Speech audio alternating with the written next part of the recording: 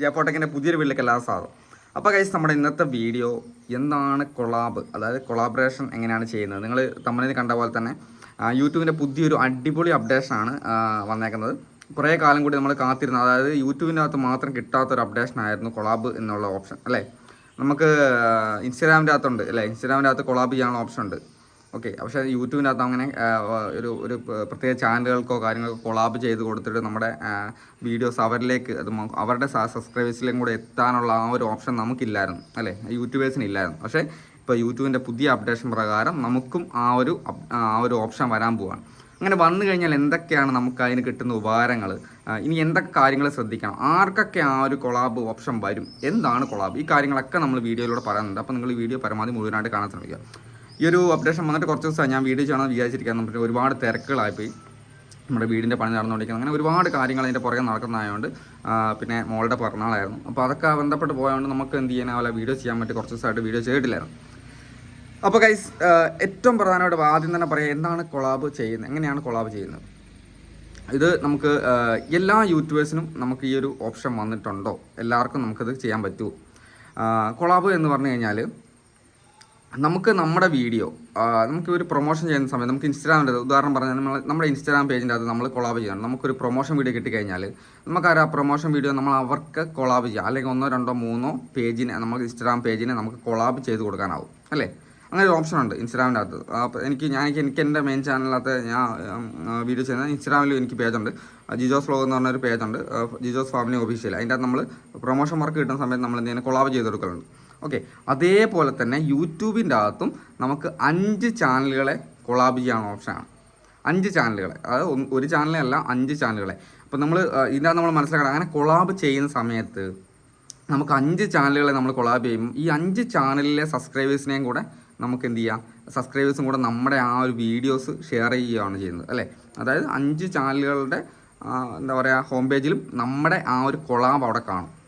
അപ്പോൾ നമ്മുടെ ചാനൽ അവിടെ കാണും, നമ്മുടെ ചാനലിൽ സബ്സ്ക്രൈബ് ബട്ടൺ ഉണ്ടാവും. ഓക്കെ, ഓൾറെഡി നമ്മുടെ ചാനൽ അവിടെ കാണുന്ന സ്ഥിതിക്ക് നമ്മുടെ ചാനൽ സബ്സ്ക്രൈബ് ബട്ടൺ ഉണ്ടാവും. അങ്ങനെ ആ 5 ചാനലുകളിലെ സബ്സ്ക്രൈബേഴ്സും നല്ല വീഡിയോ ആണെങ്കിൽ, നല്ല കണ്ടൻറ് ആണെങ്കിൽ നമ്മുടെ സബ്സ്ക്രൈബേഴ്സ് ആയിട്ട് മാറുകയാണ് ചെയ്യുക. അപ്പോൾ നമുക്ക് നമ്മുടെ ചാനലുകളും അവർ സബ്സ്ക്രൈബ് ചെയ്യും, സബ്സ്ക്രൈബ് ബട്ടൺ ഉള്ളതുകൊണ്ട് തന്നെ സബ്സ്ക്രൈബ് ചെയ്യും.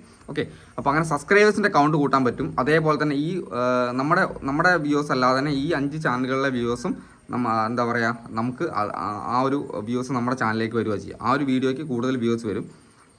പക്ഷേ വേറൊരു കാര്യമുണ്ട്, ഈ ഒരു കൊളാബ് ചെയ്യുന്ന നമ്മളിപ്പം കൊളാബ് ഒരാൾക്ക് ചെയ്യുന്ന അവർ വലിയ വലിയ ചാനലൊക്കെ നമ്മൾ കൊളാബ് കൊടുത്തു കഴിഞ്ഞാൽ അവർ അക്സെപ്റ്റ് ചെയ്യണം. ആ കൊളാബ് അക്സെപ്റ്റ് ചെയ്താൽ മാത്രമേ നമുക്ക് നമ്മുടെ കൊളാബ് അവിടെ എന്താ പറയുള്ളൂ, ചെയ്യാൻ പറ്റത്തുള്ളൂ.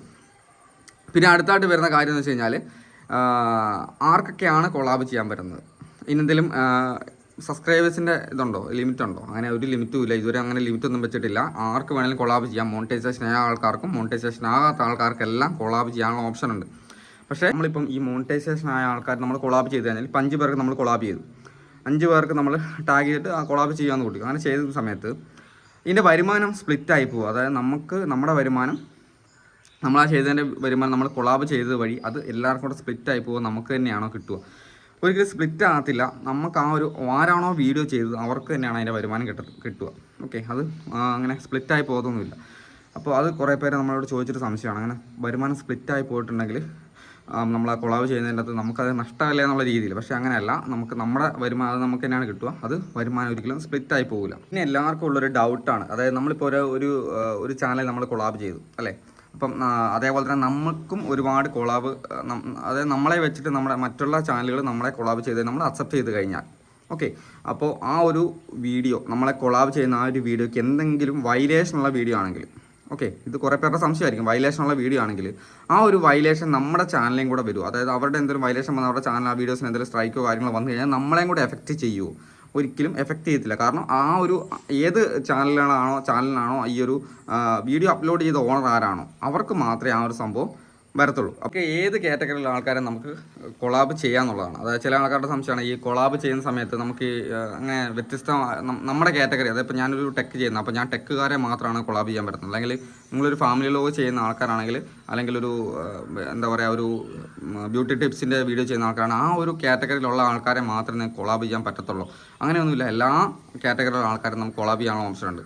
അങ്ങനെ ചെയ്യുന്ന സമയത്ത് നിങ്ങൾ ശ്രദ്ധിക്കേണ്ടതായത് നമുക്ക് കൂടുതൽ നമുക്ക് അതിനകത്ത് നിന്നൊരു എന്താ പറയുക വ്യൂസ് കിട്ടുകയാണെങ്കിൽ നമുക്ക് സെയിം കാറ്റഗറി ചെയ്യുന്നത് തന്നെയായിരിക്കും നല്ലത് അല്ലേ.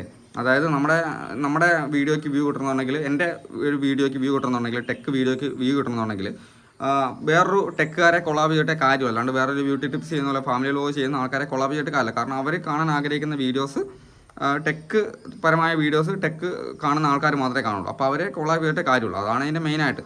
പിന്നെ ആരെ വേണേൽ നമുക്ക് കൊളാബ് ചെയ്യുന്നതിന് കുഴപ്പമില്ല. ഓക്കെ, കുറച്ച് കാര്യങ്ങളൊക്കെ നമ്മൾ കൊളാബിനെ കുറിച്ച് പറഞ്ഞു. ഇനിയും പുതിയ അപ്ഡേഷൻസും കാര്യങ്ങളൊക്കെ വരുമ്പോൾ നമ്മൾ അടുത്ത വീഡിയോ ആയിട്ട് വരാം.